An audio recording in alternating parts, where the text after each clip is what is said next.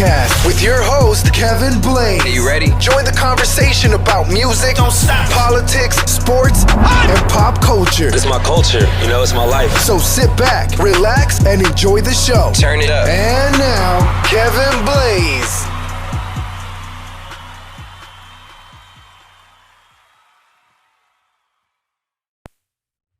Yeah, what's going on? You've reached the Blaze Podcast, and today I have a very special guest with me on the line, elite lyricist, J Hood. What's going on, homie? Peace, family. What's up? What's going on with you? Ain't nothing, man. Just chilling, man. I'm feeling the new joint. It's fire. Appreciate that, man. Definitely. Yeah, man. Tell me about the creative process with that song, man. I mean, to be honest, man, as you pretty much, I'm pretty sure you already know, the cloth I'm cut from and, the whole era. Right.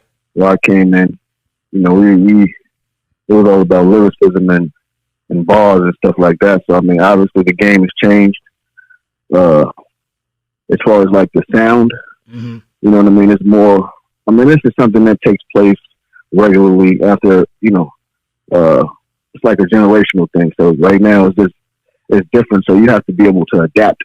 You know what I'm saying? So right. That's just me basically adapting, displaying my versatility, my diversity. You know what I mean? To show these younger cats that I can make the same type of music that y'all banging right now. I can make that turn up music as well as the lyricism and all that. So.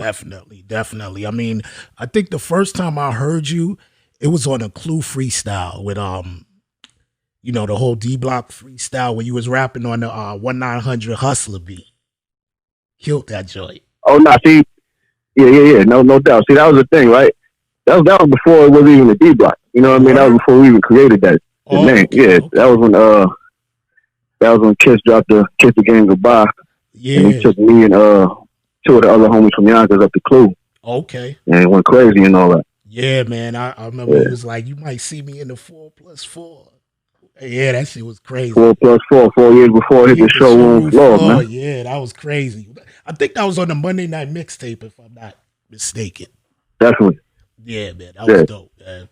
And that's top 5, top 10 all time Clue freestyles up behind 97, man. Yeah, definitely. That's one of my that's one of my favorite freestyles, man. You bodied that joint too. Definitely. Appreciate that, man. Yeah, man. So how did your journey start with the music and all of that? With music? Yeah. When did you first know you initially my first love was art. You know what I mean? I'm an artist as well as you could call a musician an artist too, but I'm an actual visual artist, I paint and draw as well. So that type of art was my first love. So, I drew first and went to the school of performing arts. My brother was a heavy hip hop head, so okay. Just being a younger brother, you want to be like your older brother. So I used to, try to do everything he did, listen to what he listened to, and during that time, he introduced me to, real hip hop, man, and I just took a liking to it, and from there I just, started rapping on my own and putting together lyrics and learning about the whole process of making songs and all that. And then it just came together. It was just like it was meant to be, man. After hearing people like for like Nas, Boot Camp, Helter Skelter, Outkast, Goody Mob, you know what I mean? Like Nas, like all the real hip hop heads, the OGs in this. So I came up off that. So that just made me want to, like create my craft and just come out and show people that I could do this as well. But I started at probably like age, probably like 10. Okay. That's what's up, yo. You from the Vernon, right? Originally, I'm from North Carolina. I moved to New York when I was 11, 12. Okay. That's what's up. Yeah, so I moved up top. But, I'm actually from, I can't say that I'm from the Ville and I can't say that I'm from Yonkers. I'm from both. Because I'm pretty, like, if you ask people from the Ville, they'll tell you I'm from the Ville. If you ask people from Yonkers, they're going to tell you I'm from Yonkers. Okay. So it's like, I can't like pick one. I'm from both. Because I spend time in both places. Right. That's what's up, man. You know and, another joint I've been, playing recently. I love the Pesci EP as well. You have a joint on there with Yuck Mouth. Pesci 1? Yeah, no, Pesci 2 and 1. 1 and 2. Okay. Okay. Yeah. How did that collaboration with Yuck Mouth come along? That's a pretty dope collaboration. Yuck's the big bro, man. That's my big homie, man. You know what I mean? We got an album together. Okay. That's out. You know what I mean? It's called Savages. Yeah, that's fine. You know, that's out right now. But you know, we just built a rapport and a great relationship. You know, about a decade ago, maybe longer than that, man.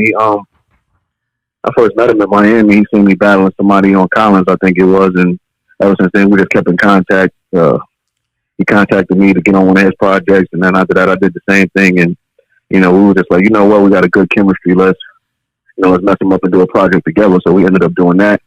And, you know, got it distributed through Empire. Mm-hmm. So after that, we just kept the line open. We, you know, working on the part 2 of the album. So I was like, you know what, send me a joint for this project that I'm working on. Okay. You know, he hopped on that, and I hopped on a new project he got coming out. So, okay, you know? Dope. So tell me about the Illuminating Minds project. It's dropping. Illuminating Minds? Yeah. Your EP in that joint, right? Tomorrow, right? Okay. You said what now? I said, tell me about the creative process with that joint, and what can we expect from that?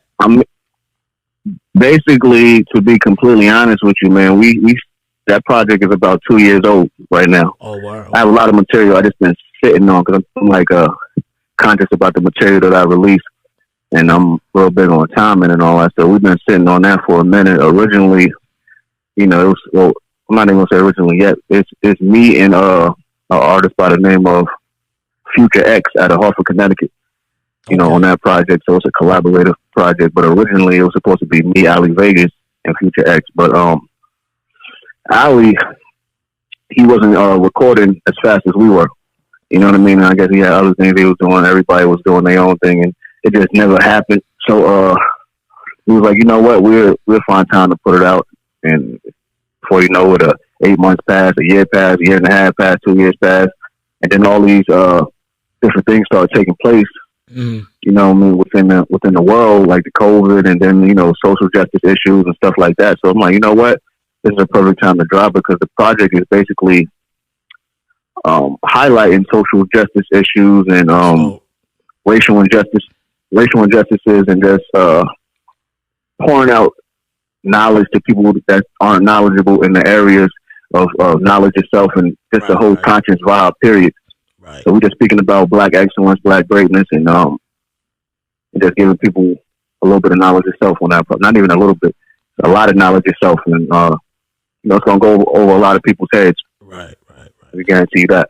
Yeah. So you was talking about racial injustice. How important you think for rappers to talk about that in their music nowadays? You know, in the climate that we're in. I think it's extremely important if you're knowledgeable on that topic. You know what I'm saying? And if you actually have something to say that's worth saying. Right. You know what I mean? Just off the fact that you're a rapper, that doesn't necessarily mean that you should speak on it. But if you have something to say that makes sense and you could make a change, yeah, definitely. Yeah, I feel you. It's definitely important. That's what's up, man. How you doing with everything that's going on? You know, the whole pandemic. You know what I mean? The whole vaccine and everything. What you think? What's your thoughts on that? Man, I've been quarantining before all this started going on. I didn't mess with folks anyway. I'm a state of myself type of dude, man. So I'm like always in the crib. I got my own studio in the crib, so I do all the work here. You know what I mean? Only time I leave out when I go shopping or something like that. So I've been on that wave anyway, so it didn't really affect me that much. Yeah, I feel you, man. I got family, they live out in the A, and I'm seeing everybody, they outside, no mask on, partying. I'm like, yo. Man, they like it. There's nothing out there. Like, they bionic, man. They like, nah, they COVID proof down there. Word. I'm like, yo, there's no COVID anymore? Y'all don't believe in that no more? I'm like, it's crazy, man. Facts. Give me, yo. Man, listen, man, y'all better wear masks, mask-proof condoms. Y'all better do all that, because y'all down there, wow. Yeah, man. Like, it's just amazing. I go to work and I come home and that's it. You know what I'm saying? So that's it, man. That's all you could do. You know what I mean? Ain't nothing out here anyway. Yeah, definitely. You know what I'm saying? Yeah, man. And this COVID stuff ain't no joke. No, it's you know what I mean? People, the severity of it, they don't understand it. You know, some people take it for a joke, and some people don't look at it as being serious as it is. And I'm not playing no games, taking no chances, or none of that. So, you know what I mean? I'm not even one of those dudes. They got their conspiracy theories, calling it a pandemic and all of that. I'm like, yo. Yeah, and it may very well be a pandemic because I for one believe that it's man-made and everything was premeditated and this was all planned out. I could buy that. Right. You know what I'm saying? But all the other deep stuff people be talking about, I don't really get too much into I feel you. The outrageous theories, but the ones that make sense make sense.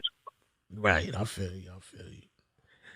I hear you, man. But yeah, man, it's a crazy world. As far as population control and stuff like that, that might be a cause for it.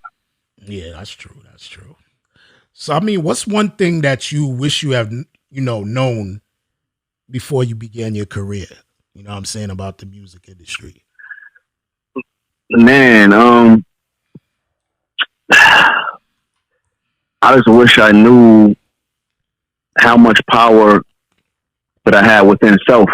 You know what I mean? Meaning that you're in total control of your own career. You know what I mean? And you can alter your career with the decisions that you make. So if you make the right ones, it could guarantee that you land somewhere in the positive space. If you make the wrong ones, you're gonna land in a negative space. So I just wish I knew, like, I had the knowledge that I have now. I looked at things the way that I look at them now, and I guess that's the maturity and the wisdom. You know what I'm saying? But that doesn't come to you at a early age. That comes with life experiences and stuff like that. So, right.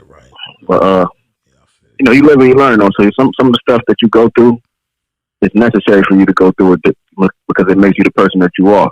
Definitely. So, facts. What are your thoughts on the climate of hip hop now? I mean, are you feeling any of the new artists out here right now? At first, I kind of had a closed mind about it.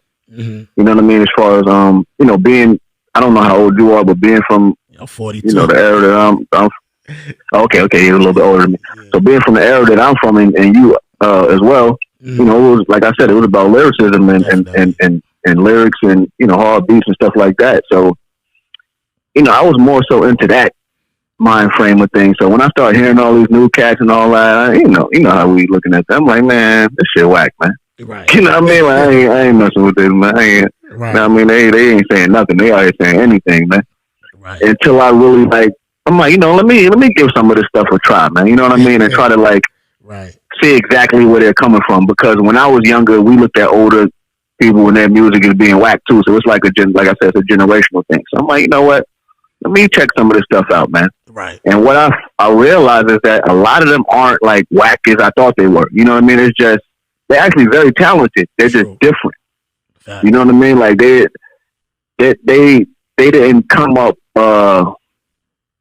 like we did, and you know what I mean? Like when I came up, you had to have lyrics and you had to have bars to gain any type of recognition. If not, nobody was messing with you. Fact. Like now, it ain't about that. All you gotta have is a knocking beat with crazy 808s, a melodic hook.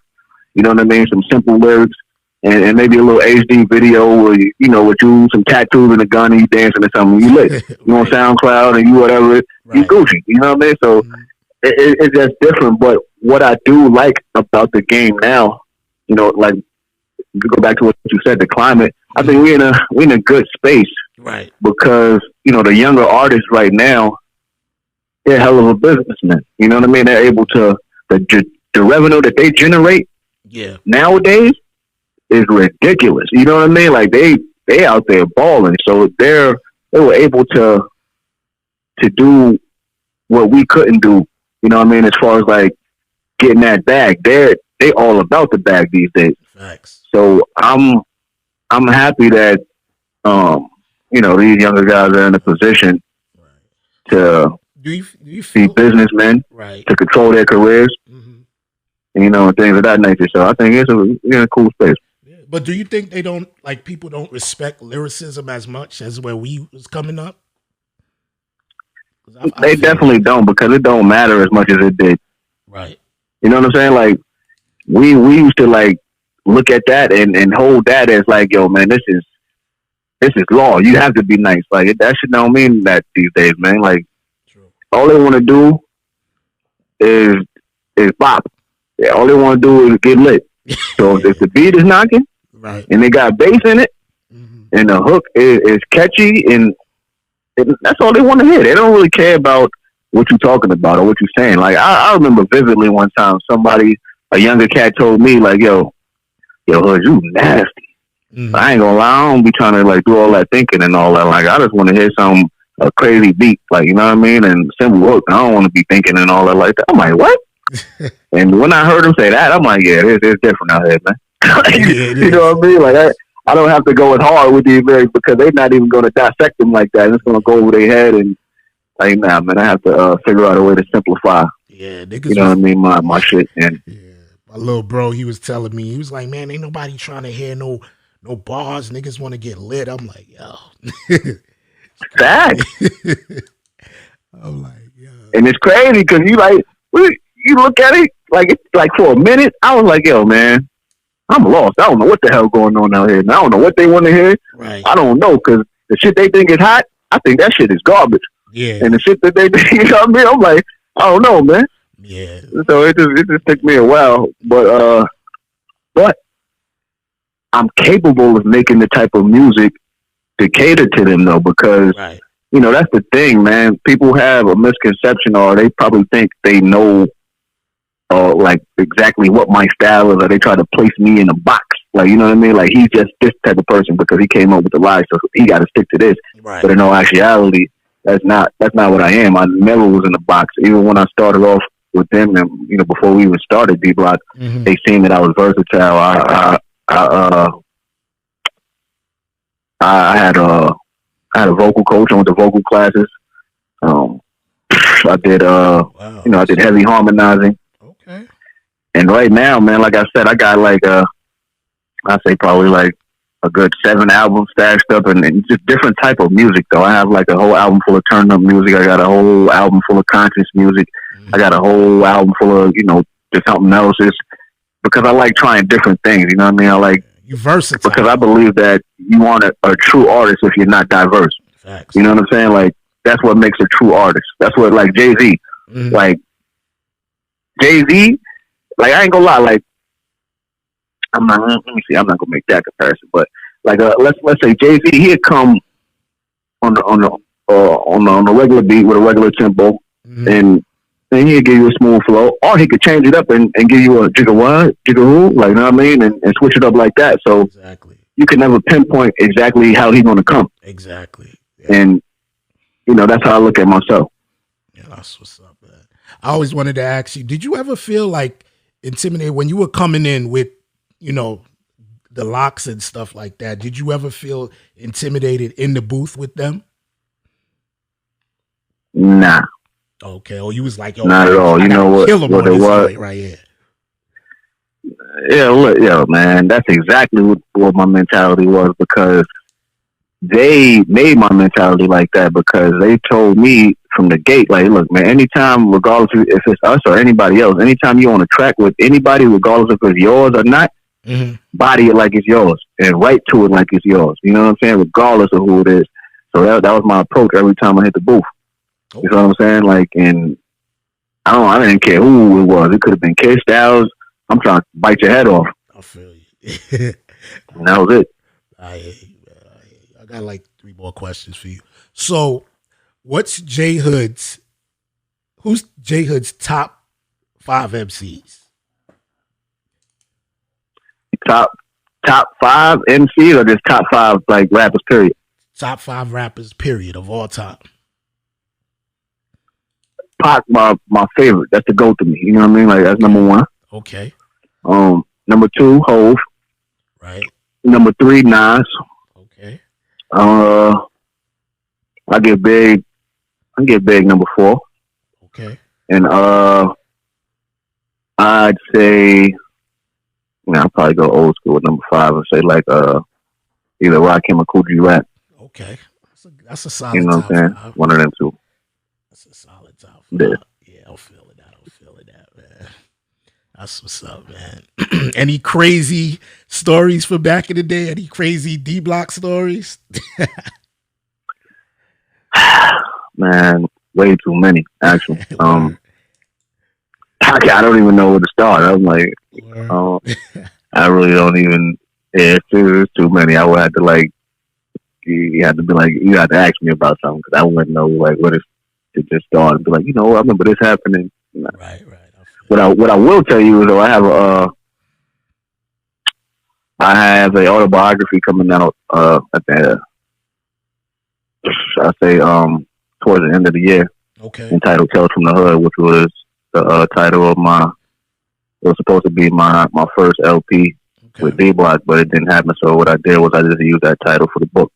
Okay.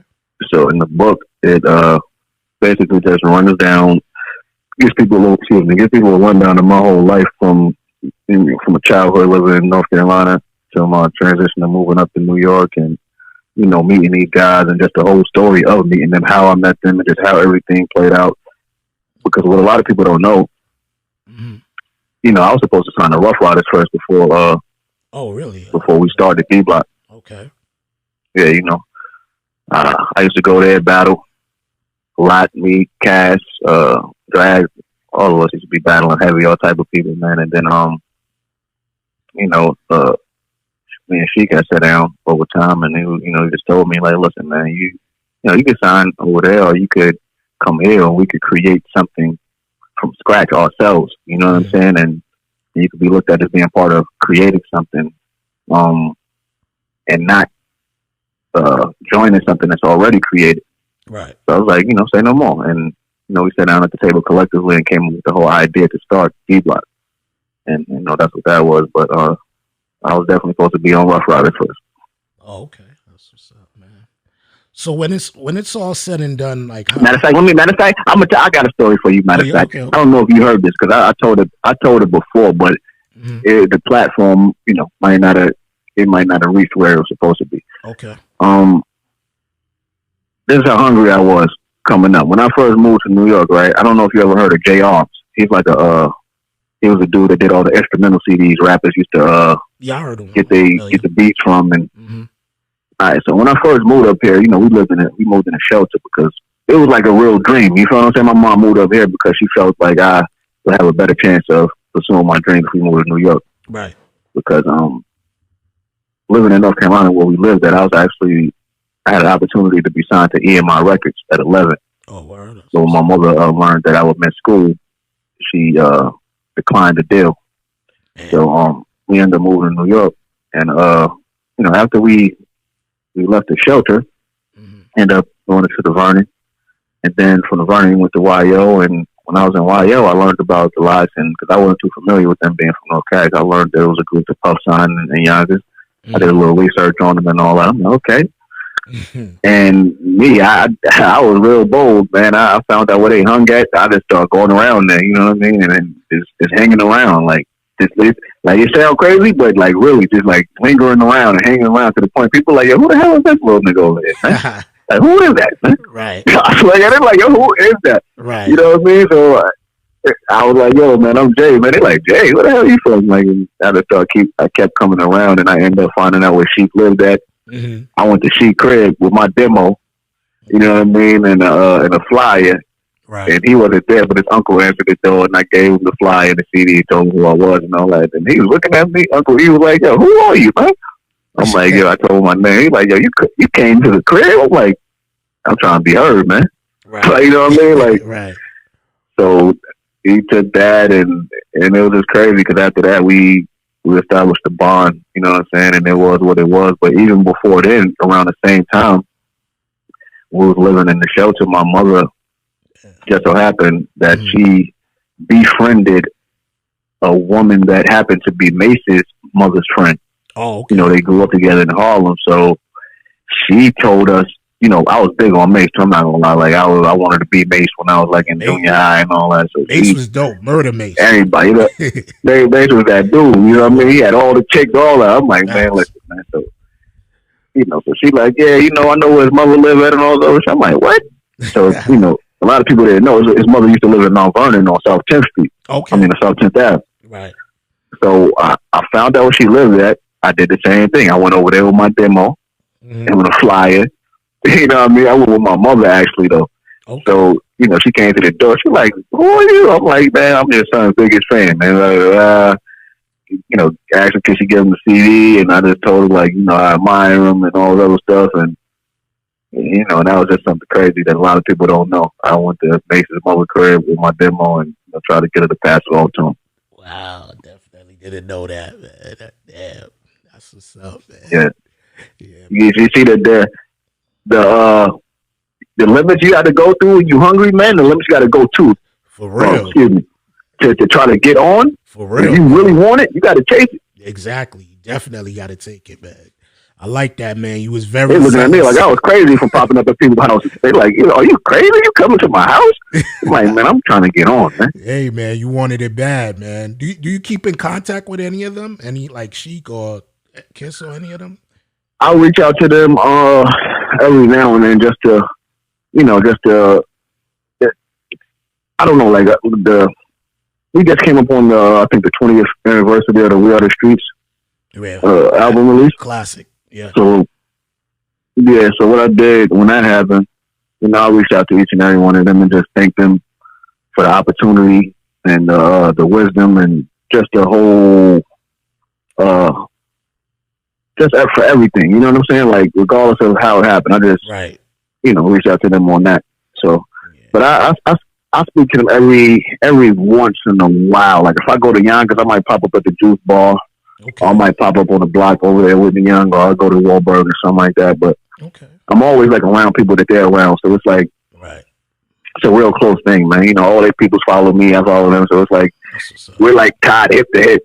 Okay, it's crazy. I can't even explain it. Yeah, they're my peoples. Every time I go up here, I'm in Orlando, Florida right now. I had to move, and every time I go, I go to YO because I got my family that live up there at Valverde. I go to the Juice Bar and everything, and whatever. So, well, you out in Orlando, okay? I got some people in Kissimmee. Oh, for real? I was living out there I was living in Miami probably like I feel like 3 years ago for like a year. For real, yeah, it's different, man. I hated Orlando. Actually, 4. Oh, for real? Damn. Yeah, I hated that. You said you hated it? I hated it when I first moved out here. I hated it. I was like, man, I want to go back to New York. You know what I'm saying? But it grew on. I feel you, because I ain't gonna front. I felt that way about Miami after a while, man. Because originally I moved to Miami to do the Love and Hip Hop auditioning. Oh, okay. So I did that, and the shorty that was supposed to come with me to the audition, she ended up having to go to Columbia, so it didn't fall through. Damn, I ended up staying down there for Love and Hip Hop. I didn't know that. That's crazy. Facts. Okay. So I ended up staying down there, and this while I was down there, I'm like, yo, don't get me wrong, it's cool, it's nice, and all that. The weather's nice, and it rains sporadically and all that, but it's cool. Right. But I'm like, if you had like a family, it's a cool place to live. But I'm single, I ain't got no kids, and none of that type of stuff. So I'm like, man, this ain't for me. I gotta go back up top where the trains, the bodegas at. I gotta be around the people. You know what I mean? So I got up out of there. I was like, man, look, the older I get, it's like I like the country life, and plus, like y'all have all that snow. I was like, fuck that. So, man, that's the only whack part about it. Yeah. I'm not even gonna lie to you, man. Like, and the cost of living is just ridiculous up there. Well, as I'm pretty sure and you get more for your money the further south you go. So it's like, I don't even plan to stay up there for this much long. I'm about to. Because I was I'm always back and forth to North Carolina. Oh, for real? I'm actually about to relocate in a few months, It's nice down there, man. The snow ain't part of the plan, man. We just had like a fake blizzard up there. So. Yeah, I know. It's definitely a slower pace of life in the South, though. So, yeah, man. Yeah, but it's better, though, because like I said, you get more for your money. The air even feels cleaner. You know what I mean? Like, everything. I always said if I move up top, I'll probably go to like Jersey or something. You know what I'm saying? Because I just like that. Right. Area and everything. Jersey is cool. I did Jersey. I did PA. Like all that, man. Like anything over to New York is cool, man. You know what I'm saying? Like I feel you, man. New York is cool to visit and all other places, but if you live in there, it's a grind. Every day is a grind. It is. So what's next for you, man? We gonna see some acting from J Hood. Like any more music projects that you gonna put out? Yeah, I'm about to just actually I'm gonna release multiple singles within the next couple of months, and aside from that, I have a solo album I'm gonna come out with at the end of March, and me and Big Twin from Infamous Mob, we came out with a project before. We're working on that part too, so that's gonna come out. Oh. And besides that, you know, I wrote a few different, like, little I'm not gonna say web series, but it could be considered like TV series. I'm trying to pitch them to see exactly where it goes. I wrote a movie script also. Okay. I was in a movie a couple of years ago. It's called Ghetto Dogs 2. They play that sometimes on Black Stars, Stars Black, whatever you call it. Right. And I might do a little bit acting or something. Who knows? All right. We definitely looking forward to that, man. And I appreciate you coming on the Blaze podcast. I'm gonna be looking forward to everything you got coming out. It was an honor to have you on. You know, it's love, man. All right, it's love. I need everybody, man, to go to wherever you download or stream your music at, and go stream or download that new single. Fire. Right now. Soon as you hear this and you hear me talking, go download that single, man. Yes, sir. It's about to kill the airwaves, about to kill the streets all spring. Let's get it. Facts, man. All right, J Hood, we gonna chop it up soon, man. All right, man. You take care. All right. Appreciate you. All right, man. Later. All right. Yeah, what's going on? I want to thank J Hood for coming on the podcast. And before I go, I want to play this new joint from J Hood. It's called Uh-Oh. You know what I'm saying? You could go stream that. Apple Music. You know what I'm saying? It's fire. All right? It's Uh-Oh.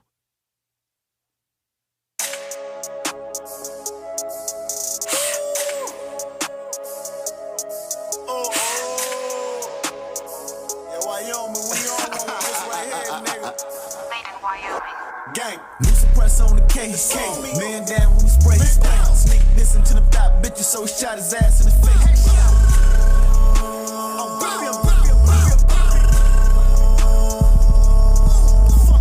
New suppress on the case. Man down when we spray.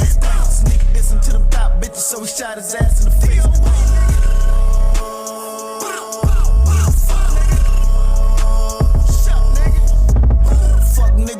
Shaky. Desert Eagle, no safety. Fatality if I blend, bitch, cause I'm letting off for your face. My young demons on go. All they know is Peter Rowe. Green light here, full play, scrappy, everything is a go. Big O's when we slide. Ain't no goofies round I. Face fucking BM, slapped it with the dick skeeted in the eye. Lanes talking like hoes. On the net, lying on the bros. Man down on sights, far as my body, you already know.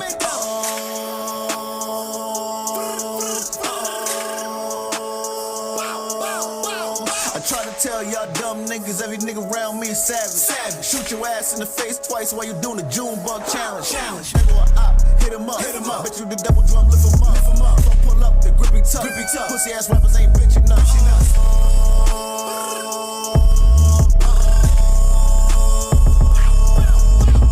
New suppress on the case.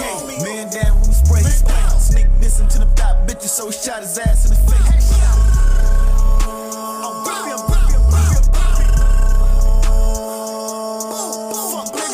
Press on the K.